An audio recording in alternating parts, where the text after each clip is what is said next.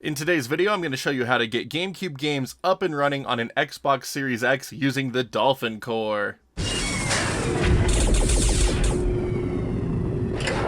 Dolphin is a particularly special emulator to me. It is what started my YouTube channel. It is what's led me on this insane journey over the last 6 years that I've been on, and today it comes kind of full circle again as we set it up for an Xbox Series X. So in this video, I'm going to show you how to get Dolphin set up, including some settings, how to get one of the most demanding games on the core to run at full speed on an Xbox Series X, even if it might not be at full frame rate, but hey, that's what we got to work with. How to set up a playlist, so let's dig in. So the first thing we need to get started playing GameCube games is GameCube games. You can rip these from your own collection using a modded Wii or GameCube and using the homebrew app Clean Rip. Or if you prefer to go the shady route, you can go to them shady places and find them. Once again, I do not provide download links as that is illegal and will get me in trouble, so no!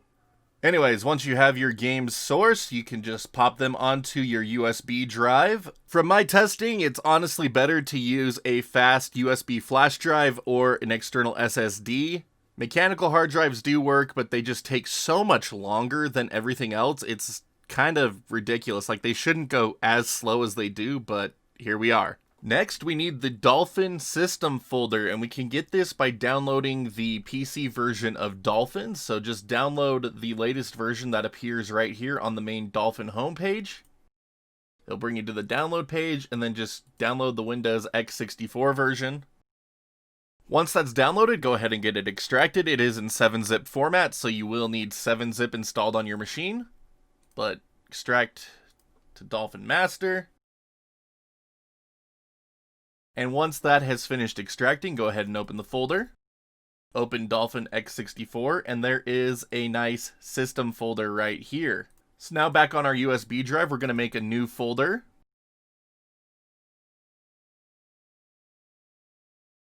Name it Dolphin-Emu.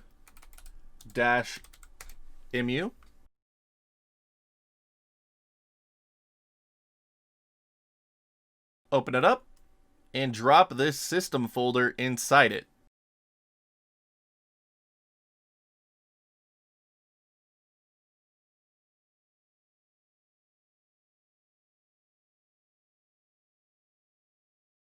Once you have this folder created and your game's on your USB drive, you are ready to take it out and put it into your Xbox.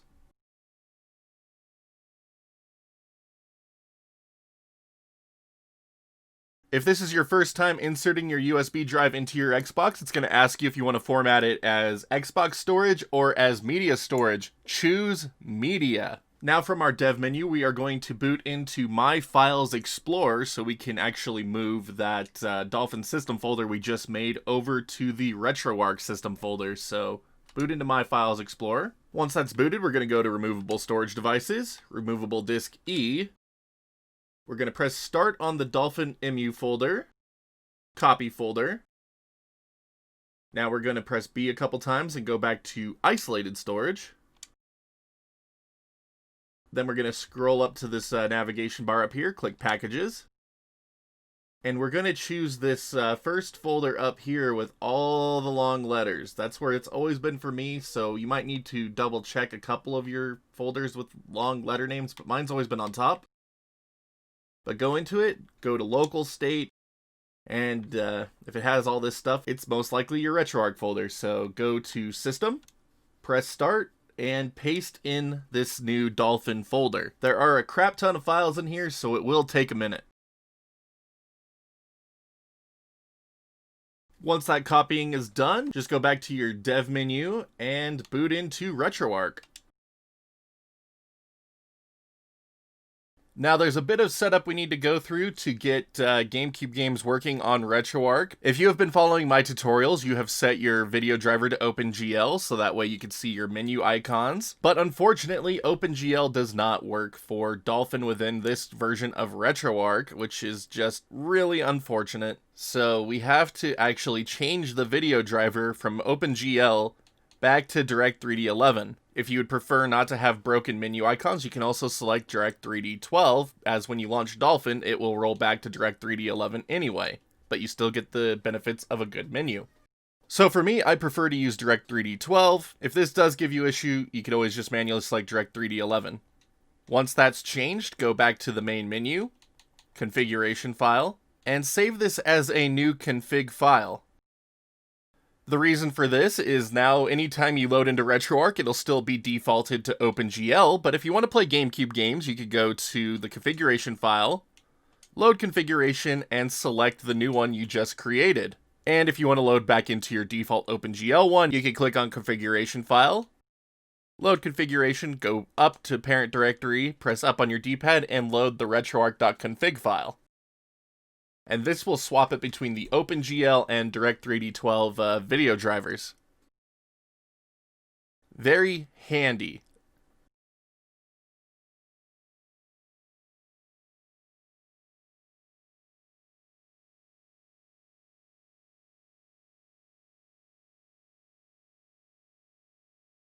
But now that we have Direct3D 12 or 11 set as our video backend, we can begin loading GameCube games. So you could do that through the Load Content menu, go down to your E drive and select a GameCube game. I hate that method. So instead, I'm going to make a GameCube game playlist. So press left on your D-pad to get to the Import Content tab here. Do a manual scan, Content Directory. Go to your E drive, GameCube games, scan this directory. System name. Scroll down using right on your D-pad to get to Nintendo. And find GameCube. It's here somewhere. There it is. Default core. Scroll down using the right on your D-pad again and find Dolphin. Scan recursively. Make sure this is turned on in case you have folders. And then start scan. Once that's finished, we can press B, and there's now a nice GameCube controller icon. From here, we could just scroll through our game list and choose a game we want to play. Press A on the disc, and press A to run. Now the game will be copied from your external storage onto the internal SSD, and then the game will begin playing. Takes it a minute, so just be patient.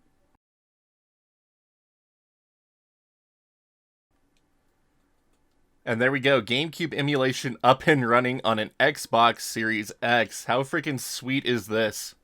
So for the most part, the Xbox Series X is powerful enough to emulate a good majority of the GameCube library without any issues. You will notice the occasional hitch and stutter as it loads in shaders for the games. That's just how GameCube emulation is, especially on a GPU that can't utilize Uber shaders, which the Series X cannot. I've tested it so much and it just provided an inconsistent experience compared to just standard sync, which is what Dolphin uses by default. So unfortunately, no Uber shaders yet. Maybe we can see an update that'll implement it, but for now we're just stuck with basic Dolphin, and that's fine. Like, it's good enough for most everything as long as you understand the limitations. So for those of you looking to get GameCube emulation up and running within Retroarch, that's really all there is to it. That's get your games on a USB drive, add that system folder, change over to Direct3D 11/12, and load them up, and you're pretty much good to go.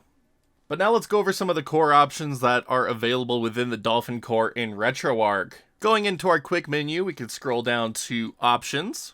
And starting from the top is EFB Scale. This is the internal resolution that GameCube games will be rendered at. After testing a good deal of games, you can turn this up to 2 times without any issues. And in a lot of games, I've actually been able to hit 3 or 4 times, but it does introduce this weird scaling problem. So, yeah. But a lot of games will start to lag at 3 and 4 times scale, so 2 is safe, 1 is authentic, but for those of you that like to upscale, know that you can go up to 2 without any problems in a vast majority of things. Like, I was able to do this with Rogue Squadron 2, so it should be fine in most everything with proper settings. 3x is good for very lightweight games, and then 4 extremely lightweight games. We're going to skip over anything that is Wii related for now. I'm going to come back and do a Wii related video later. Ignore log level. And then next is CPU clock rate. We're going to go over this in a ton of detail in a moment, so we're going to go ahead and skip over this one for now as well. Renderer, don't touch it. Fast mem. Man, you can't even see half of these. This sucks. So fast mem, you leave on. DSP HLE, you leave on. Just, yeah, for the most part, you don't really touch anything. Widescreen, this is for the Wii. Next up is widescreen hack, and this is for GameCube. This is supposed to do a fake widescreen implementation, like it changes the way the game's rendered to output a full 16:9 game, but you'll get culling at the 4:3 border. On this version of Retroarch, though, it just seems to stretch the games into widescreen. I'm not seeing any extra rendering detail along the right and left sides, so it just looks like it's stretching instead of doing the true Dolphin widescreen hack. Progressive scan is turned on by default in Retroarch, so you can leave that if you want. If you want to turn a game to progressive scan, you just hold B while it's booting. In emulation, I've never really noticed a difference between non-progressive scan and progressive scan, so cool. PAL 60 for your GameCube and Wii games that support it. Audio mixing rate, you can turn this to 32 or 4800. If you want higher quality audio, 4800. Next is the shader compilation mode, and I had so much hope for this. Like, I honestly had so much hope. So by default, when you use the sync method, that is what causes those momentary hiccups whenever you see a new effect or area appear on screen. So the Dolphin team actually made Uber shaders to remove those slight stutters, but unfortunately, the true Uber shaders take a ton of resources, and the Series X just cannot handle it without completely crapping its pants. So then I spent some time testing the async Uber shaders. They're still good, but not as good as full, but again, they cause a lot of hiccups on the Series X, so we are stuck with just the original sync shader cache that Dolphin has had forever. But, you know, that's okay. If you've ever used Dolphin, you know what to expect out of this. So you'll see momentary hiccups the first time you ever see something, and then every subsequent time, it should be fine. Next up is anisotropic filtering. You can turn this up to 16 times. It doesn't usually have a performance impact, but do be aware it could. For all these next options, they're kind of determined on a per game basis, so don't really mess with them. So all of that, just don't mess with it. Next up, GPU texture decoding. Turn that one on. Wish you could see it, but you can't. So what I'm actually going to do is quit Retroarch real quick and reload into our default OpenGL menu. Now that Retroarch has rebooted into OpenGL mode, you can double check that by checking the drivers tab here. We can reload back into a GameCube game. We won't be able to see it, but it will boot of all the oddities. Like, we could go back in, load Metroid Prime. The game will boot. I can hear the menu music playing, but we just cannot see it. But what this does allow us to do is go into the quick menu, go to the options, set everything we had before, fast mem on, then we have all of this. But anyway, back down to GPU texture decoding. Go ahead and turn this on, make things load just a little bit quicker. And then next up is wait for shaders before starting. I love this option personally. It really helps to reduce shader stutter during gameplay, but it does mean the game will take longer to load. And because the direct 3D backend doesn't show you the dang progress bars, you don't know what its progress is. So it's just kind of a enable it and then wait a long time, and then the game will finally start. Next is force texture filtering. This is kind of similar to anisotropic filtering. And then you can actually load HD texture packs. You put them into your Retroarch saves folder under user, load, GC. But again, be aware that you only have about a 7 gig limit if you set up your dev environment like I did in a prior video. Then you can turn on cheats. And then finally, there is the texture cache accuracy. Some games need this set to middle or safe to run. This is very demanding. So for the most part, you're just going to leave this on fast. Again, games set all the options that it needs here automatically. But now that we've gone over these, I'm going to go ahead and back out of this and reload back into our Direct3D 12 config file, so that way we can actually see the friggin' game.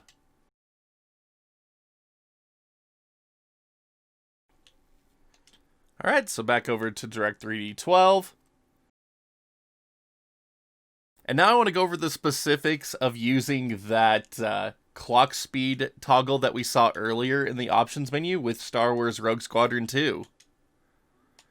Under default settings, Rogue Squadron 2 is one of the most demanding games in the GameCube and Wii library. Like, it is a game that demands very high IPC out of your CPU and a high clock speed. And while the Xbox Series X does have a great processor in it, its IPC isn't as good as an Intel 10 series, and unfortunately the clock speed is also limited to just 3.5 to 3.8 gigahertz, depending on if dev mode uses SMT. I don't think it does, so we might have the full 3.8, but unfortunately that's just not enough for Rogue Squadron 2. For comparison's sake, my Ryzen 9 3900X at 4.5 gigahertz still struggles with this game a little bit. But there is a way to get this game to run at a faster speed, and that is by lowering the emulated clock speed. So if we actually go to gameplay here, gameplay is more representative of what we're looking at here. So you can see that it's just running really slow. Like, it's not able to maintain full speed, the audio is crackling, and the reason I have it loaded up to Battle of Hoth here is because this is just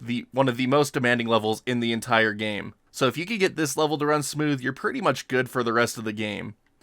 But anyway, what you could do now, go back into our quick menu, go down to options, and now we can lower the CPU clock rate from 100% and lower this to about 40%. And again, this does come at the expense of FPS in-game, but that's honestly what we have to work with here. Like, if you want to play this game at full speed, so no nasty audio crackling, nothing like that, you need to lower this down to 40%. So now press B and resume the content. But now when we go back into gameplay, you'll see it is running a ton faster, but it does just have less FPS, but no more audio crackle, game is fully playable. You will still get shader stuttering as you play through a level the first time, but on subsequent playthroughs it'll be so much smoother.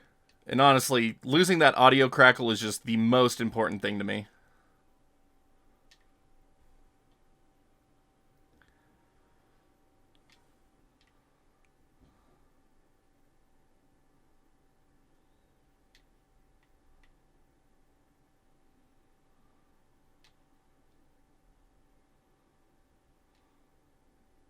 Since Rogue Squadron 2 does need such a severe CPU clock rate drop, I do recommend saving it as its own override, so you could go down to overrides and save it as a game override.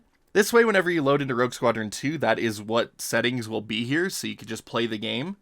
But this CPU override is also really great for any other games that might just be giving you the slightest of stuttering. So for Metal Gear Solid Twin Snakes, for example, I turned this down to 90% and it seemed to clear up most of the issues I've encountered. For a couple other games, I've turned it down to 70 and then another one at 80, but for the most part, you could just leave this at 90 and 100 for a vast majority of the GameCube library and be just fine. It's just those more demanding games, you'll turn it down to get the speed back at the cost of FPS, but man, it's just worth it over audio crackling and buzzing in my opinion. Do be aware, not all GameCube games will run perfectly. There will be graphical glitches in a few of them, like Pokemon Coliseum here. The text is friggin' weird sometimes. You can refer to the Dolphin forums and Dolphin Wiki to see if there are any settings you might be able to change to overcome some of these issues, but honestly, a lot of it comes down to just being limited by the Direct3D 11 backend. So sadly, shaders do not work on the Direct3D backend in this version of Retroarch yet, so we can't apply any shaders to make our GameCube games look like they're running on a CRT, but hopefully we'll see an update that addresses these Direct3D 11 issues within the UWP app, because it's just really irritating. Like, when closing out of a game when you're using Direct3D causes the app to crash, the menu's broken, just so many issues with Direct3D 11, like, I'd love to see it fixed. But that's pretty much going to cover everything, at least concerning GameCube. Again, I'm going to do another video that's going to touch on Wii-specific stuff here soon. But GameCube games, very easy to get up and running. Performance is great and can be adjusted to just about every game to optimize them. Like, it's fantastic. As always, if you happen to have any questions, just ask me down in the comment section below. I'll do my best to try to help you out. But now, if you could all do me a favor and hit that like or dislike button, just depending how much you like today's tutorial, and hit that sub button so you can see when more tutorials just like this one go live. But that's all for now, so until next time, all my wonderful internet peeps, stay awesome, and we'll see you back next video!